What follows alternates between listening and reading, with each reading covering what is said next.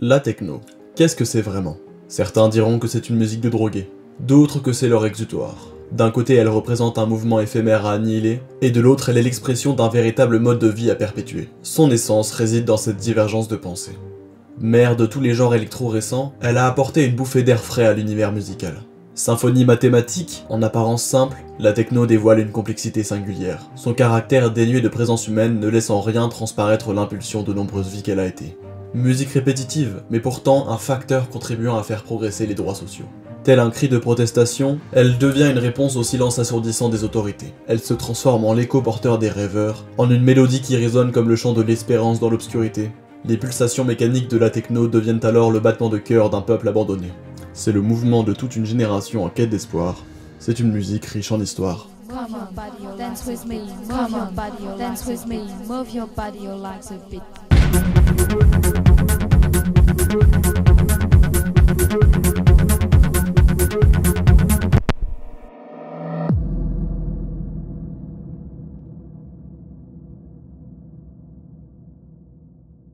Notre histoire commence à Détroit, une ville au nord des États-Unis. Cette ville est à l'origine de beaucoup de genres musicaux. La soul et la funk sont deux courants musicaux qui ont su profiter de la richesse culturelle de la ville. Mais dans les années d'après-guerre, les difficultés que va rencontrer Détroit ne laissent en rien présager l'avènement d'un nouveau genre révolutionnaire. Après la Seconde Guerre mondiale, les populations blanches commencent à fuir le centre-ville de Détroit pour s'installer dans les banlieues, laissant place à une croissance des populations noires dans la ville. C'est vraiment les clichés des études de cas de nos cours de géographie. Une très forte ségrégation raciale s'installe, faisant de Détroit une des villes les plus pauvres des États-Unis. Malheureusement, cette crise va continuer plusieurs années et atteindre son paroxysme en 1967 avec les bien tristement célèbres émeutes de Détroit, qui sont parmi les émeutes les plus violentes de l'histoire des États-Unis. Mais le malheur des habitants de Détroit ne s'arrête pas là. Dans ces années les plus florissantes, beaucoup d'industries de fabrication automobile s'y sont installées, ce qui a valu à Détroit d'être surnommé la Motor City. Mais avec l'arrivée des robots, beaucoup de postes sont remplacés. Le chômage touche alors un grand nombre de personnes. Et comme si tout ça n'était déjà pas assez, le choc pétrolier de 1973 va amplifier la crise. Les usines ferment leurs portes les unes après les autres, créant un chômage de masse. Bref, Détroit donne vraiment plus envie à cette époque-là.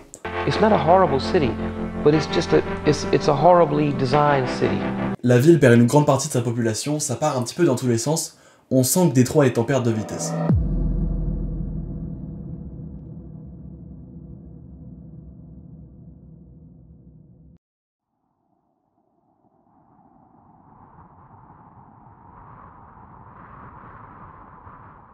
Et l'ironie dans tout ça, c'est que toute cette déshumanisation qui est engendrée par les avancées technologiques et l'industrialisation, eh ben ça va être la source principale d'inspiration pour la techno. Les inventeurs de la techno vont ressentir le besoin de répondre au vide laissé par les constructeurs automobiles. Mais avant d'aller plus loin, je me dois de vous introduire nos trois protagonistes. Je vous présente Juan Atkins, Derrick May et Kevin Saunderson, aussi surnommés les Belleville Three. Les trois sont originaires de Détroit, les trois sont originaires du même lycée, les trois vont être à l'origine de la techno. Ils sont un petit peu comme les Avengers originaux des artistes de la techno de Détroit. I want to say a special thanks. Juan isn't here tonight, but without Juan, he's the originator. Derrick is the innovator. They call me the elevator. And we worked as a team, and we're just truly blessed. En fait, nos amis écoutaient régulièrement une émission de radio locale, The Electrifying Mojo de la Midnight Funk Association. Cette radio diffusait beaucoup de musique européenne de cette époque. Et parmi ces sons, beaucoup d'entre eux avaient des sonorités novatrices. On parle de genres musicaux comme la disco électronique et la new wave, avec des artistes tels que Depeche Mode, Giorgio Moroder, Prince ou encore Richard Pignas en France. Et tous ces artistes avaient comme point commun d'utiliser les premiers instruments électroniques dans leurs morceaux, ce qui a beaucoup plu aux musiciens de Détroit.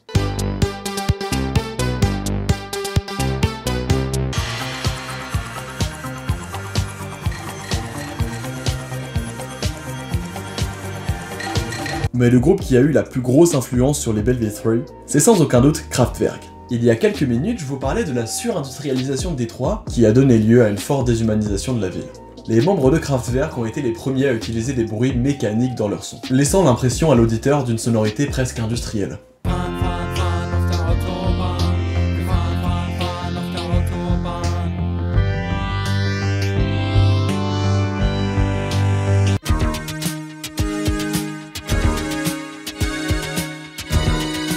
Voilà, Juan Atkins, Derrick May et Kevin Saunderson ont trouvé leur source d'inspiration. Maintenant, il leur reste plus qu'à cuisiner. Ils vont tous à leur manière expérimenter des sonorités futuristes, en mélangeant musique électronique et beats de dance afro-américaine. Mais chacun va le faire un peu à sa manière. Tout d'abord, on a Juan Atkins. He was making records when nobody knew about this music. So he spent some of his best years have been spent just trying to help develop. C'est un peu grâce à la création de son label Metroplex en 1985 que la musique techno est née. Avec un pote à lui, il forme le duo Cybotron et crée une musique assez proche de celle de Kraftwerk.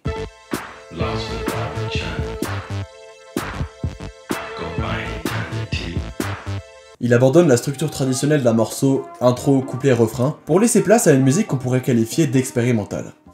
Puis on a Derrick May. I seen that he was really into the music. He was into it before I left, but his level had changed of the music. He's seen something that I was unaware of. En caricaturant un peu son travail, il a pris la musique de Juan Atkins et il y a apporté une sonorité house.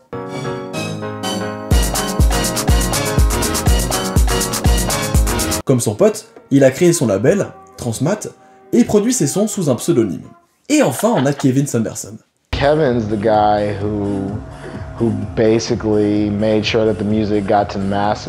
C'est grâce à lui que la techno est arrivée jusqu'à nos oreilles.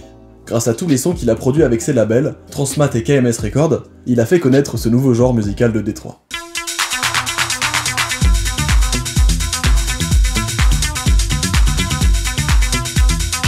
Et un son qui a tout particulièrement contribué à son exposition, c'est Big Fun de Inner City. Mais ça, on y revient juste après. Nos trois amis vont être gâtés par les innovations de l'époque. L'arrivée de nouveaux instruments va grandement servir leur créativité. Ils vont par exemple utiliser des synthés. Et les synthés pour l'époque c'est assez récent, parce que le premier succès mondial qui utilisait cette technologie date seulement de 1969.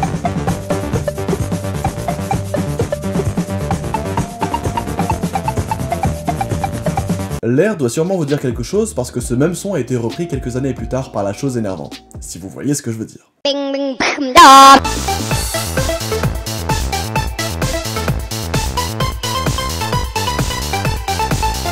Un autre instrument intéressant, moins connu certes, mais qu'ils ont utilisé, c'est la TB303. À l'origine, cette innovation était destinée aux musiciens traditionnels.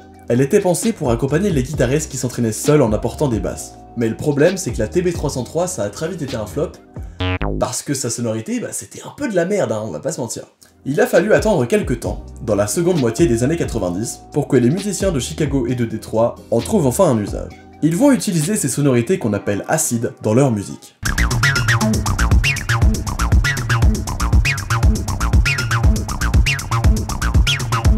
Pour l'instant, la scène techno reste quand même très underground. Elle est jouée lors d'émissions de radio quotidiennes ou lors de soirées plus confidentielles dans des clubs. Mais son succès restera un petit moment confiné dans sa ville d'origine. Il faudra attendre l'arrivée d'un patron de label un peu curieux pour voir la scène de Détroit grandir.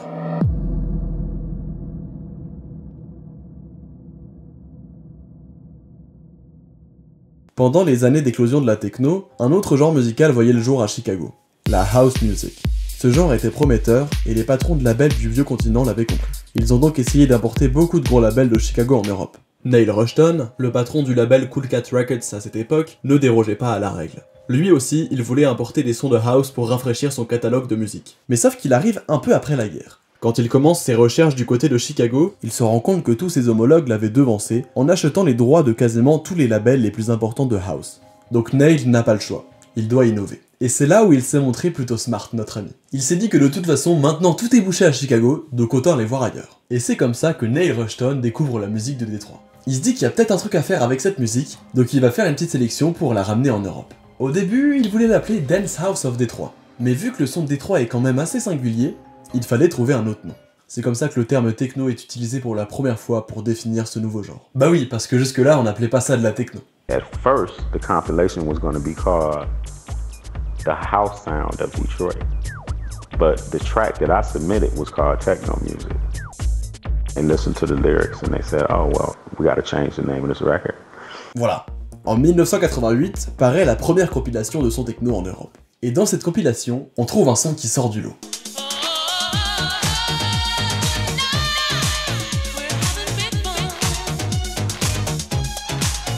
Ça doit pas forcément vous parler comme ça, mais il s'est vendu à plusieurs millions d'exemplaires, ce qui est énorme pour un son de techno. la scène de Détroit commence enfin à faire parler d'elle à l'international. C'est surtout en Angleterre et en Allemagne que la croissance va être notable, avec en tête de liste les villes de Manchester et Berlin. Et c'est pas pour rien si la techno a eu un tel succès dans ces villes à la fin des années 80. Comme à Détroit, Manchester et Berlin vivent des époques socio-économiques très compliquées. Comme à Détroit, les villes ont vécu un essor de fou pour finalement subir des crises et être abandonnées par les autorités. Et puis il faut se mettre à la place des jeunes de l'époque. Ça fait depuis des années qu'ils écoutent les mêmes sons, et maintenant ils sont d'ecstasy, des décors de fou avec les usines désaffectées, de la musique de zinzin, enfin là ils ont toutes les raisons de passer leur vie en boîte. Mais pourtant, malgré l'importance non négligeable de Manchester dans le développement du genre en Europe, c'est surtout Berlin qu'on retient comme capitale du mouvement en Europe. Mais alors qu'est-ce qui s'est passé exactement là-bas pour que ces soirées techno y soient aussi mythiques ?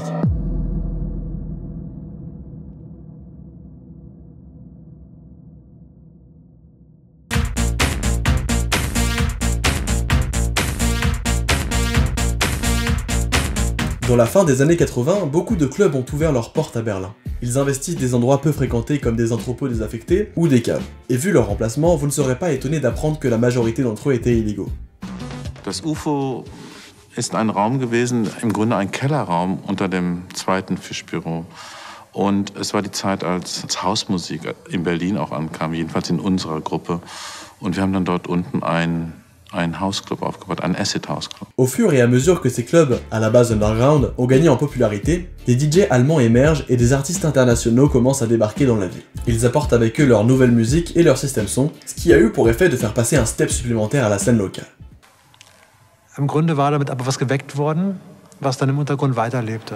Après la chute du mur, en 1989, les soirées underground se sont propagées dans l'Allemagne de l'Est. Les jeunes qui étaient jusque-là privés officiellement d'écouter de la techno vont enfin pouvoir goûter à ce sentiment de liberté offert par la musique. Comme à l'Ouest, de nombreux bâtiments désaffectés ont été transformés en lieux de fête. De plus en plus de clubs ont ouvert leurs portes et la scène grossit très vite. Les soirées durent tout le week-end.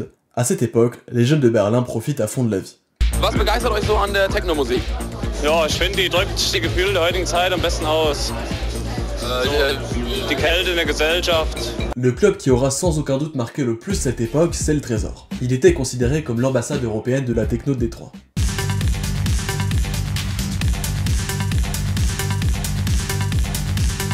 Le succès a été vraiment abusé. C'était full tous les soirs. C'est également là-bas que débutent de nombreux artistes allemands comme Helen Alien ou Paul Van Dyk.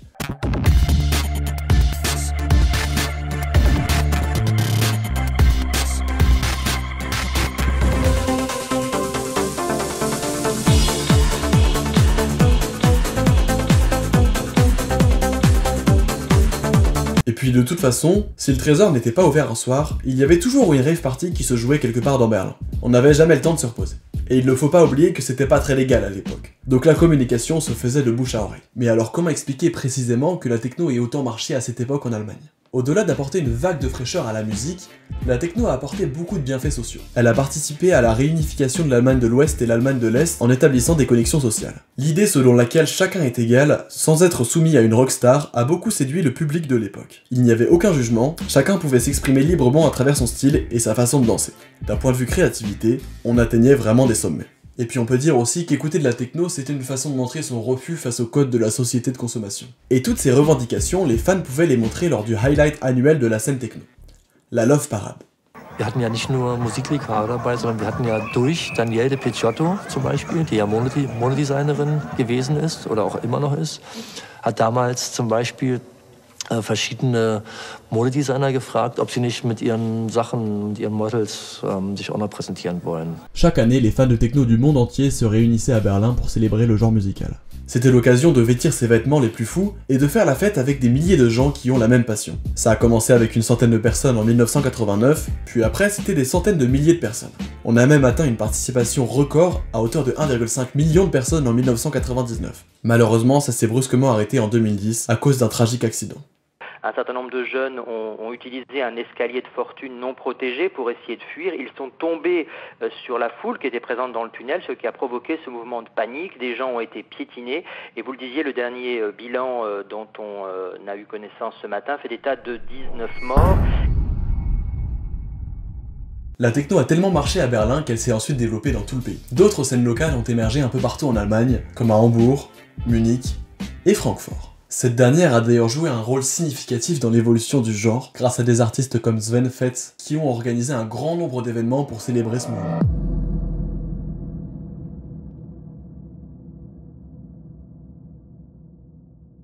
À partir de la fin des années 80, une scène techno ne cessait de croître au Royaume-Uni. Quand les rave parties comme le Summer Love ou les Spiral Tribe ont vu le jour pour la première fois en Angleterre, la techno semblait avoir trouvé son public. Mais le gouvernement ne voyait pas ces soirées clandestines d'un bon œil. Une partie des jeunes avait tendance à prendre des substances pas très légales, et ça ne plaisait pas trop aux autorités. Une campagne de répression a donc commencé contre les rave parties. Des lois ont été promulguées qui accordent le pouvoir aux autorités de disperser des rassemblements qu'elles estimaient trop chaotiques, d'interdire des événements en plein air avec de la musique trop amplifiée, etc. Et petit à petit, ça devient de plus en plus compliqué d'organiser ce genre d'événement. En 1994, le gouvernement anglais fait passer un énième amendement allant à l'encontre de la techno. Il est alors interdit de se rassembler à plus de 10 personnes autour d'une musique répétitive. À ce moment, c'en est trop pour les Anglais. Ils prennent leur clic et leur claque, montent à bord d'un bateau en direction du sud, et tentent le coup en France.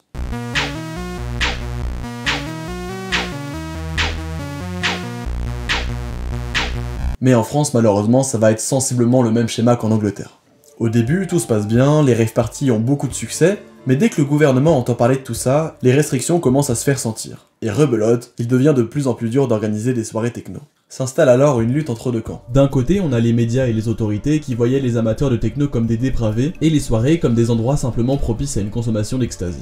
Et de l'autre, on a les partisans de la techno qui ne sont pas contents de cette situation. En protestation, ils vont organiser davantage de raves illégales, avec en tête de ces mouvements des collectifs comme Hérétique, célèbres notamment pour avoir organisé une fête dans le 16e arrondissement de Paris et fait entrer 6000 personnes par les égouts. De pouvoir faire ça dans Paname, à 11h du soir, sans qu'on nous voit, c'est magnifique quoi. C'est-à-dire que fait la police. Un jeu au chat et à la souris va s'en suivre, au cours duquel les artistes de la French Touch vont commencer à se faire connaître et donner un élan supplémentaire au mouvement.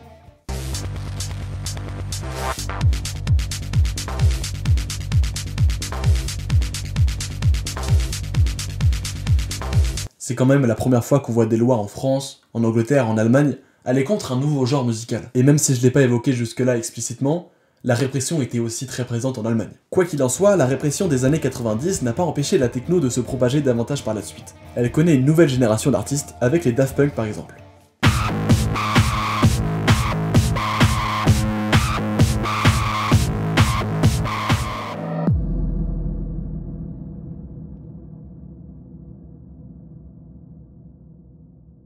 La techno a bien évolué depuis les années 90. Il y a quelques années encore, la musique était très différente de ce qu'on connaît aujourd'hui. Elle avait un rythme plus lent, autour de 130 BPM.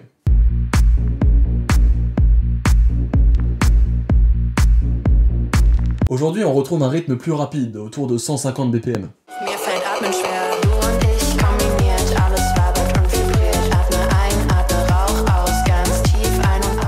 Récemment, la techno a beaucoup gagné en popularité. Elle est passée d'un truc assez underground à un truc mainstream en l'espace de très peu de temps. Et ça, on peut l'expliquer par un son. C'est un peu réducteur de le tourner comme ça, mais je trouve que ça résume bien l'engouement récent que ça a pris. Et comme toute bonne tendance qui se respecte, ça vient de TikTok. Tiens.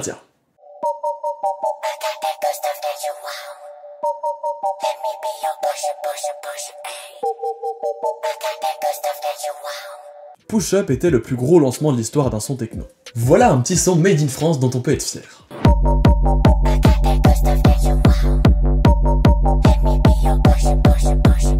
Depuis, c'est un peu le bazar. Je serais incapable de vous faire un état précis de ce qu'est la techno aujourd'hui, parce que ça part un peu dans tous les sens. Le genre est devenu super diversifié. On a vraiment de tout.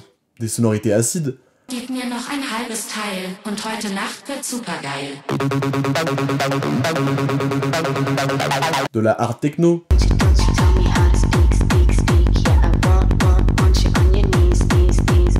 de la minimale, des sonorités trans,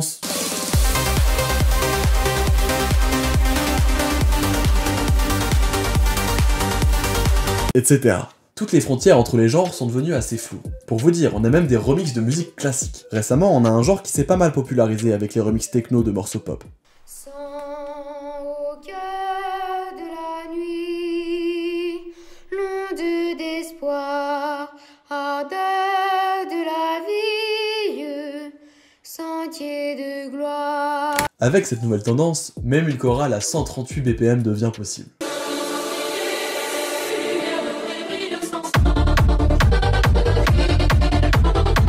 Ce son a vraiment bien marché, il a tapé le top des charts dans plusieurs pays. Moi je me demande vraiment jusqu'où ça va aller tout ça. La manière de consommer la techno a beaucoup évolué comparé à il y a quelques années. Le genre semble s'être adapté aux mœurs de notre époque. Les sons sont plus rapides, plus courts.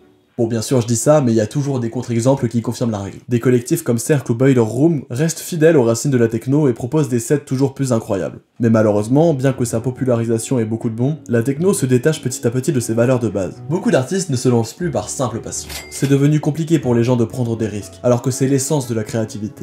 La musique a tendance à passer parfois au second plan. Au-delà de ça, on a aussi pas mal perdu cette idée de respect mutuel. Certains artistes sont devenus très populaires ces dernières années. On est loin de l'époque où tout le monde était égal. Mais c'est pas le cas partout. Malgré l'importance grandissante de la techno dans la culture populaire, la scène underground continue de faire honneur à ses origines. L'underground reste un lieu de respect mutuel, où on encourage à essayer de nouvelles choses, et à emmener le son vers de nouvelles sphères. C'est là vraiment que l'on peut se retrouver pour bénéficier d'un vrai espace de créativité. Et c'est d'ailleurs souvent dans les clubs queer que l'on peut voir tout ça. Là-bas, les personnes LGBTQIA+, peuvent vraiment s'exprimer, et être les gens qu'ils ont envie d'être. Underground for me is a lot about experimentation and to have a space of mutual respect. It's just really encouraging to try out new things and to push the sound towards new spheres. Malgré une commercialisation toujours plus importante, la techno offre toujours de l'espace pour l'innovation et l'inattendu. Le genre semble avoir encore quelques années devant lui, on voit le potentiel infini qu'il a avec tous les sous-genres qui émergent. Mais la techno a-t-elle vraiment les moyens d'influencer le futur de la pop musique ?